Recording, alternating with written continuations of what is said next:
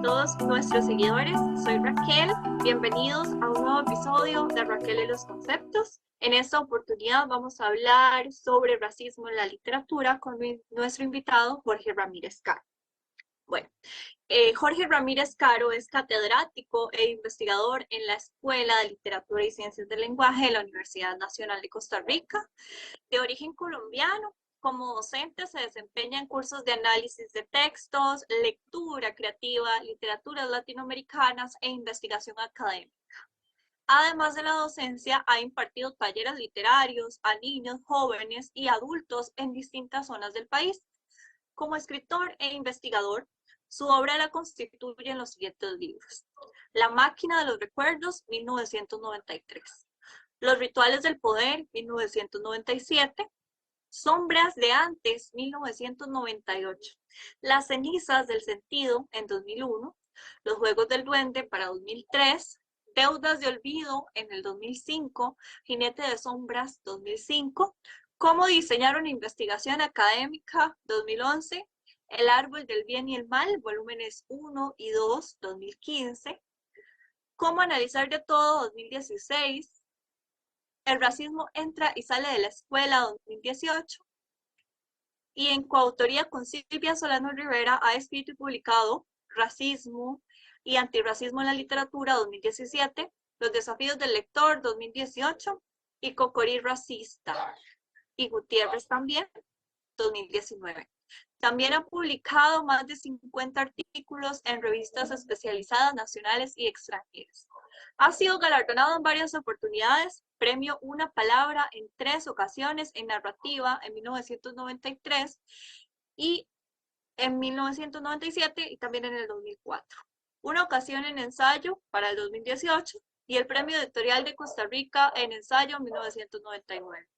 Premio Ateneo de Novela Valladolid 2005.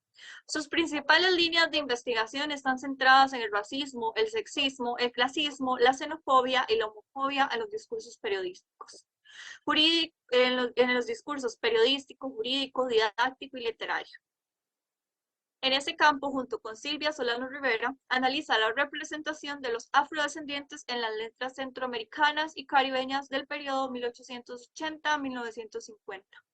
Cuyas 2 primeras fases sobre Panamá y Costa Rica ya están finalizadas y están en proceso de la tercera sobre Nicaragua. La entrevista estará centrada en los resultados preliminares obtenidos sobre sus estudios en literatura centroamericana. Muchas gracias por esta oportunidad, por permitirme compartir un poco sobre los resultados de las investigaciones que he llevado a cabo en los últimos 6, 7 años.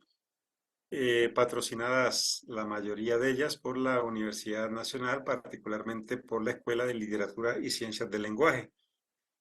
Agradezco mucho la invitación y espero que quienes nos escuchen se empapen o se informen de qué es lo que está pasando tanto en las letras centroamericanas, caribeñas y particularmente en las letras costarricenses sobre la representación que los escritores blancos mestizos hacen de los personajes o de los grupos étnicos raciales negros, particularmente en las letras, ¿verdad? Centro mi atención en la mayoría de los casos en cuento, poesía, ensayo y teatro, y dejo por fuera la novela, por ser un género más amplio y requiere de mucho más tiempo. Entonces, ese va a ser como un vacío que voy dejando en las investigaciones que he abordado para que otras personas también se afronten a realizarlo. Bueno, inmensas gracias por aceptar esta participación. Sabemos que sin duda alguna la investigación es una tarea ardua y compartir los conocimientos es lo que hace importante todo este proceso. Parte muy importante, ¿verdad? Bueno, ahora sí vamos a empezar unas preguntas. Entonces yo le hago la pregunta y usted tiene el tiempo para contestarla. Si considera incluso que alguna pregunta está formulada de una manera inadecuada, la corrige o nos comenta su perspectiva al respecto. ¿Ok? Muy bien. Bueno, la primera es, ¿Por qué decidió asumir el tema del racismo en la literatura? ¿Por qué? Bueno, yo he dicho en algunas ocasiones que han sido dos las razones por las que yo me vi en la obligación moral y ética de asumir este compromiso. Una de las razones es personal y otra es de carácter académico. Desde el punto de vista personal, digamos, como extranjero en Costa Rica y particularmente como colombiano, que llegó en 1984, que era un momento bastante problemático en cuanto que, por ejemplo, la élite política había sido filtrada por el narcotráfico y, digamos, eh, sonaba el caso por allá en 1985, el caso del narcotraficante mexicano Rafael Caro Quintero. Y la publicidad, digamos, que se vertía en las redes, perdón, en la televisión era que el narcotraficante era una basura humana. No era, sino dice, es una basura humana. De manera que pasar por, como colombiano, por las fronteras o por el aeropuerto, para mí era una pesadilla porque cada vez que mostraba mi pasaporte, la pregunta casi obligatoria que me decían, ¿es usted familia de Caro Quintero? Entonces,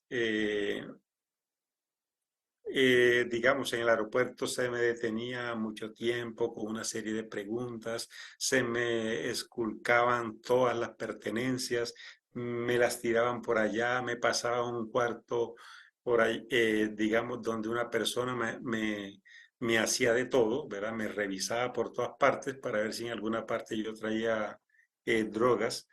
Entonces, cuando yo vi ese ultraje, esa violación de mis derechos, esa violencia contra mi cuerpo y ese daño contra mis pertenencias, y particularmente el desprecio que se hacía contra mi persona, pues yo comencé a dejar de salir del país y, digamos, para no sufrir más por más ultraje en la frontera. Entonces, volví a salir del país en 1997 cuando mataron a mi hermano en Colombia y digamos aquí viene parte de la situación, de la razón familiar que me ligó con el actual trabajo sobre el racismo. Digamos, desde 1997 yo comencé a caer en cuenta que nosotros tenemos digamos, ascendencia Ascendente. afrodescendiente.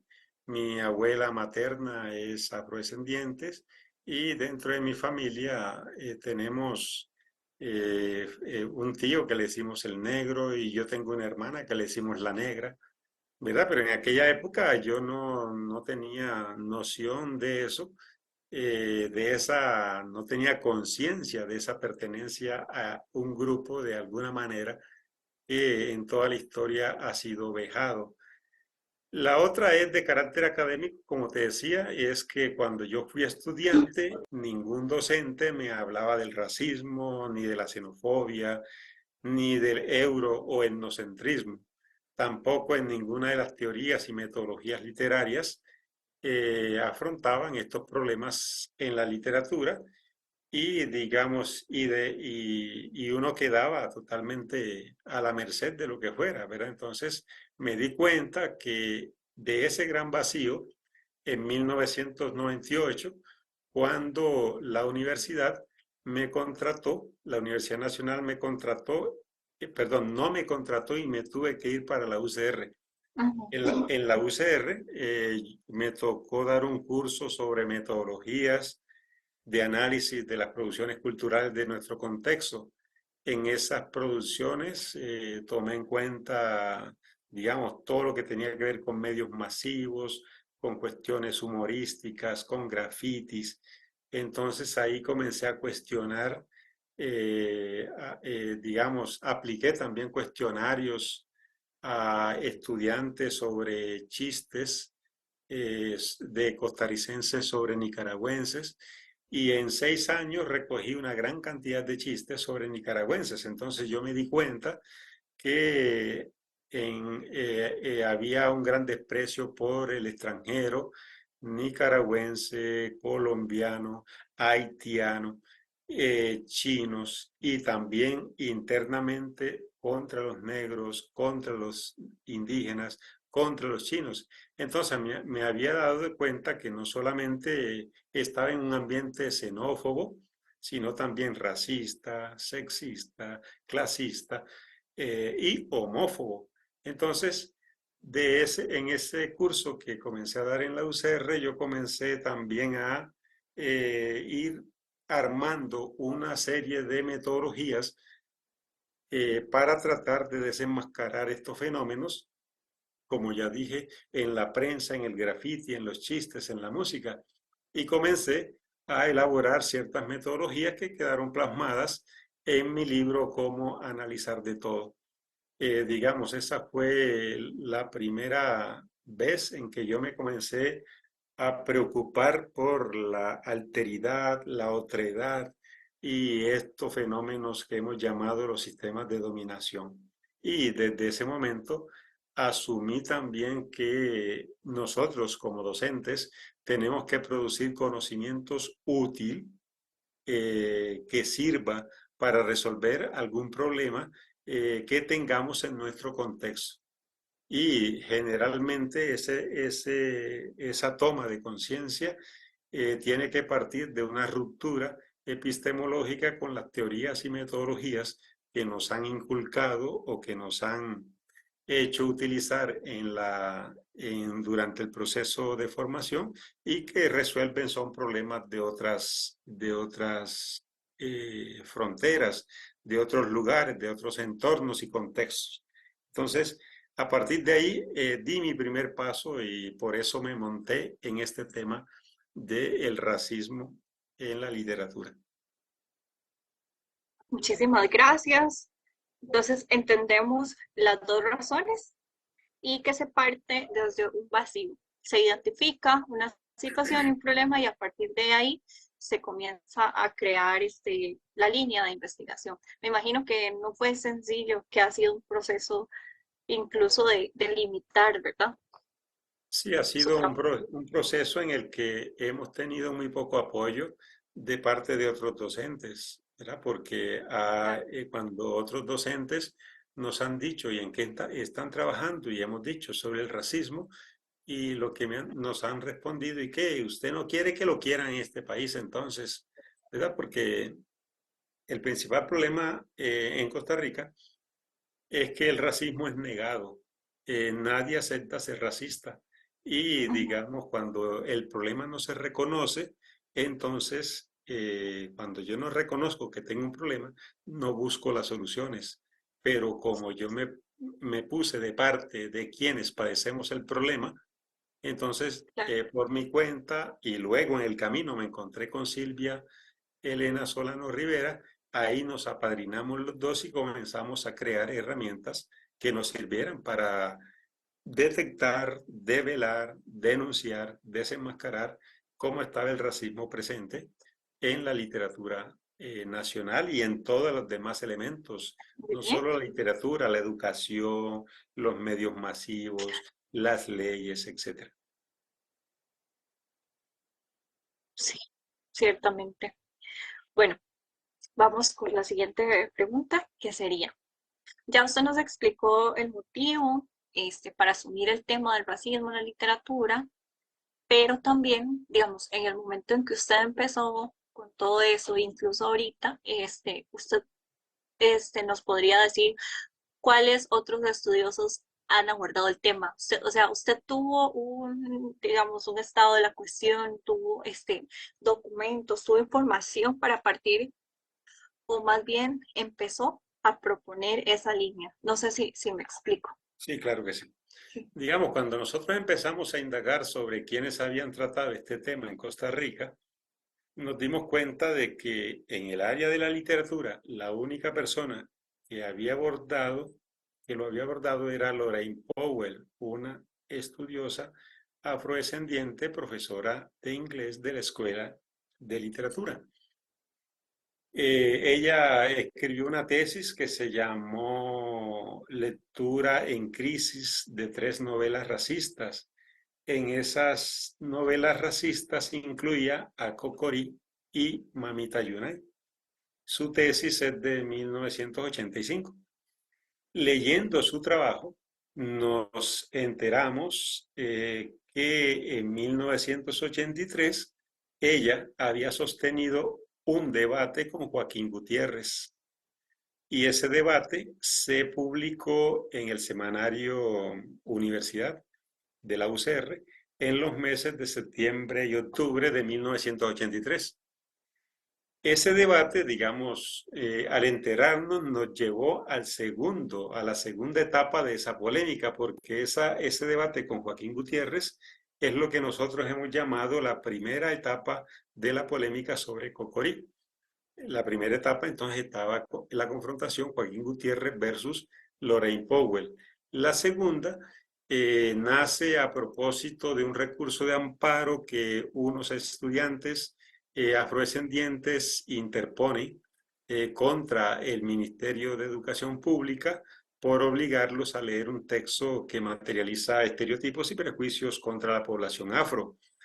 Esos estudiantes presentaron ese recurso en diciembre de 1995.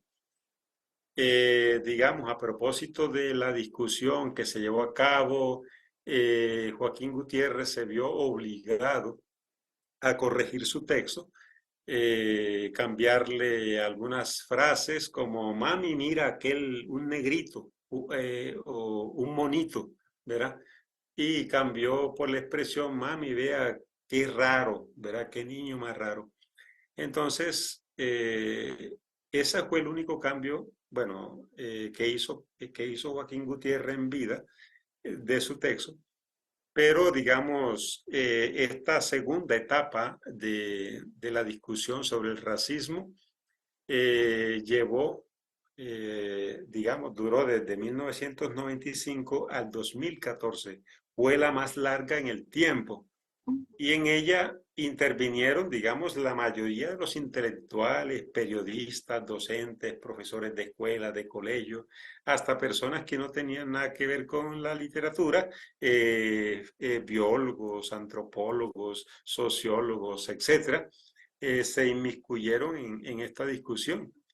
Digamos, eh, nos llamó mucho la atención a nosotros, cuando hablo de nosotros es a Silvia y a mí, que los magistrados, los docentes, los intelectuales, los periodistas y hasta el mismo autor, que todavía estaba vivo hasta el 2000, que murió, dijera que Cocorino era un texto racista, que no poseía elementos discriminatorios, como dijo la Sala Cuarta, que más bien era una joya literaria que exaltaba a un niño negro héroe y lo convertía, que lo convertía, digamos, en el gran buscador de una verdad humana trascendente.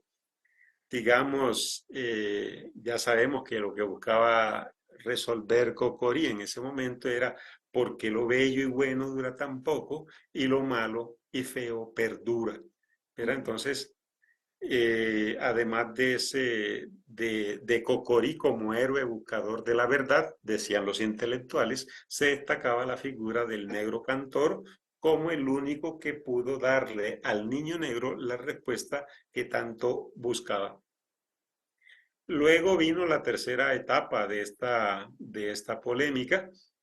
Eso fue en abril, antes del Día del Libro, mucho antes, como el 15, 16 de abril del 2015. La Orquesta Sinfónica Nacional, por ejemplo, planeaba crear un espectáculo musical sobre Cocorí y lo anunciaban con bombos y platillos, y el Ministerio de Cultura sería el patrocinador de esa actividad. La expectativa del espectáculo, digamos, se desinfla cuando un grupo de políticos, de diputados, 6 o 7 diputados de diferentes fracciones estaban del Partido Liberación Nacional, del PAC, también de los mariachis, ¿verdad? Entonces había varias agrupaciones políticas interponen un recurso de amparo contra el Ministerio de Cultura por patrocinar textos o espectáculos sobre un texto que promueve la discriminación. Bueno, esto fue aquí empezó Troya o aquí comenzó la batalla más terrible, porque eso sacó del quicio casi a todo el país. No hubo sector social que no se manifestara en contra de semejante atropello, de lo que ellos llamaron atropello a la libertad de expresión, ¿verdad? Se hablaba de censura, de que, bueno, particularmente el foco de la crítica se centró en lugar de a los otros integrantes de quienes pusieron el recurso de amparo, se centró única y exclusivamente en las dos diputadas afrodescendientes que participaron en el recurso de amparo, que fueron Exy Campbell y Maureen Clark. A esta señora le dijeron cuánta porquería le puede salir de la boca a una persona que se cree superior o mejor o autorizada a rebajar. Verá, les dijeron de todo. Yo no voy a repetir aquí los insultos porque son sumamente, bueno, es vergonzoso. Uno siente vergüenza ajena cuando ve semejante improperios, insultos y falta de respeto hacia las personas. Claro.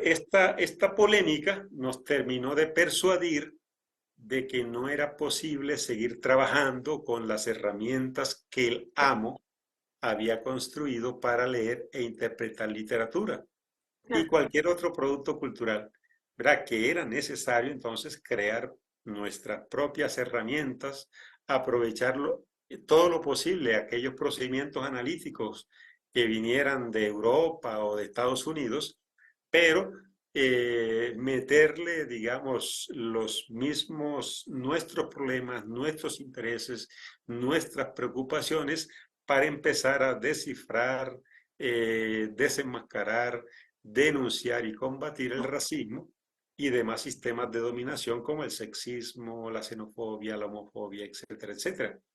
De ese momento son los libros que escribimos Silvia y yo, Racismo y Antirracismo en Literatura, y Cocorí Racista y Gutiérrez también. Digamos, en ellos está los embriones, digo yo ahora en este momento, de nuestros planteamientos sobre la etnocrítica y han terminado, digamos, siendo publicados en un artículo que se llama La etnocrítica como herramienta analítica e interseccional e interdisciplinaria, ¿verdad? Entonces, ahí tienen eso es nuestro aporte a este Muy problema. bien.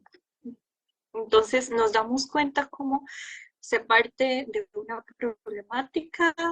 Bueno, hay que tomar en cuenta todos los periodos, ¿verdad? De eso, y para llegar a un producto que es la propuesta que se realiza, ¿verdad? A partir de, para el abordaje metodológico de las problemáticas literarias y para su análisis respectivo. Muy bien, muchas gracias. Bueno, solo ahora sí, seguimos. Otra pregunta, vamos a ver usted qué opina al respecto.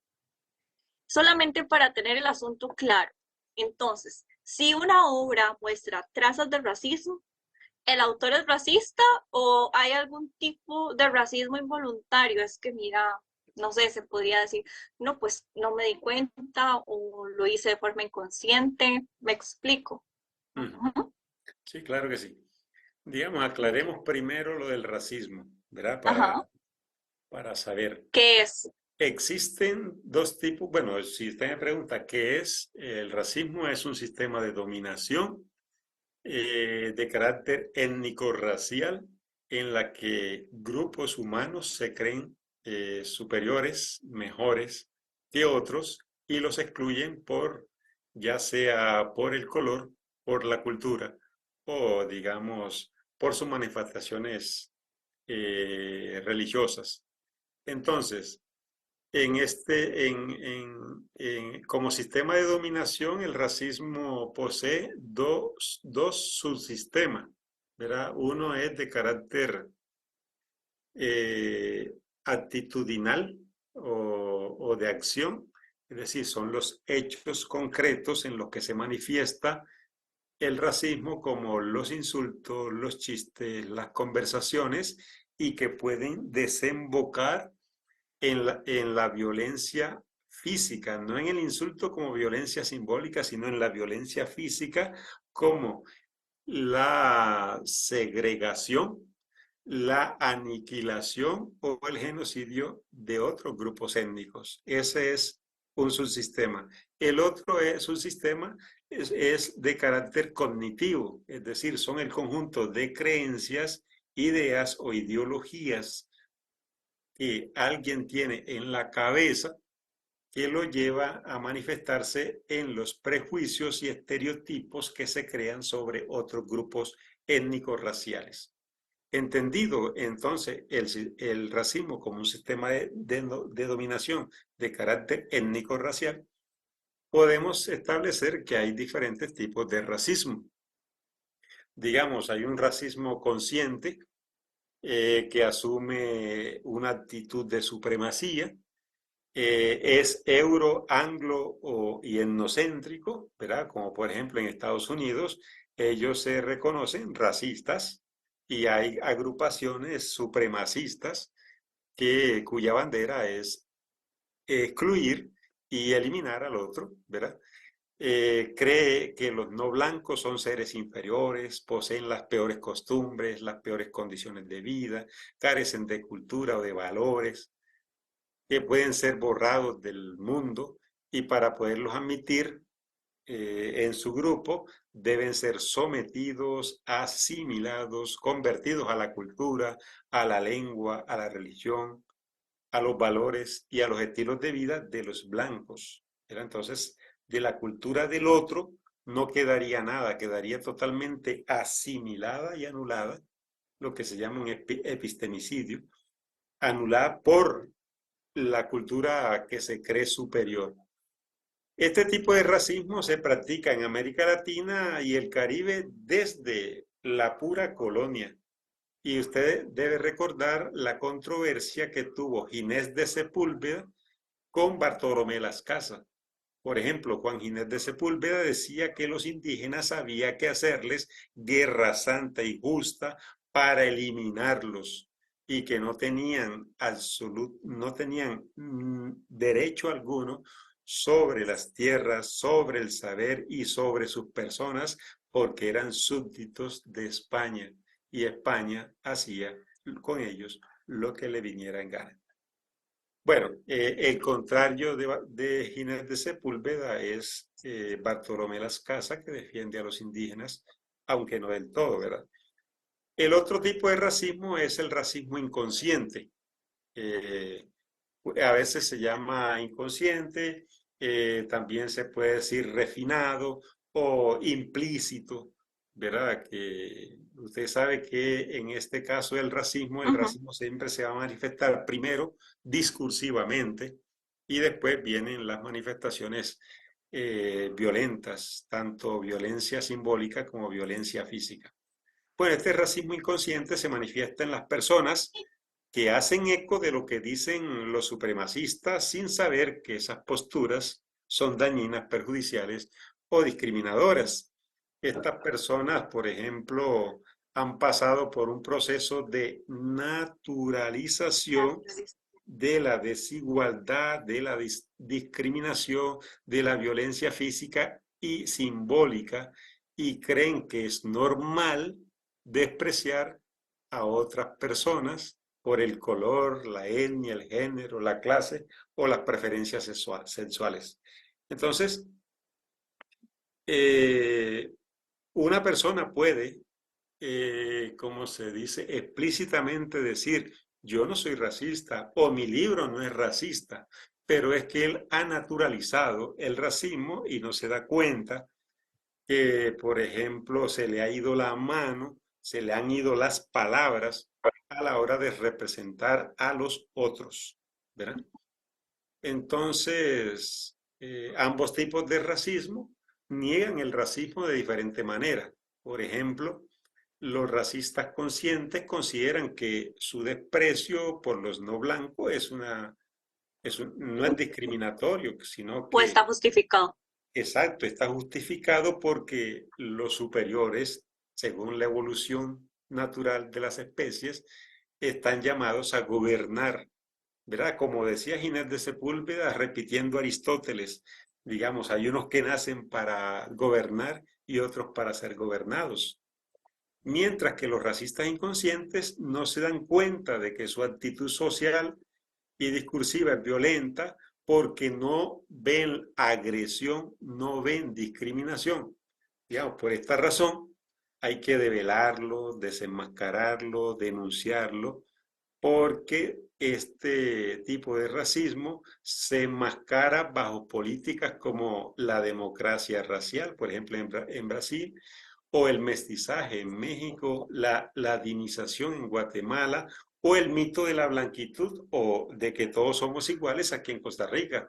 Entonces, por ejemplo, en esta controversia, los comentaristas decían, bueno, si aquí hubiera racismo, usted no estuviera en un puesto en la Asamblea Legislativa.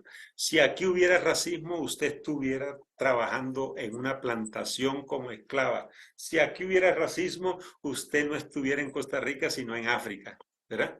Entonces, la gente cree que el mestizaje es una política positiva, pero no lo es, ¿verdad? Porque pretende decirnos, todos somos mestizos, todos hemos pasado por un crisol de razas. Entonces, al pasar por un crisol de raza, todos somos iguales, aquí no hay diferencia. Pero, bueno, la práctica dice todo Lo lo con- contrario. sí.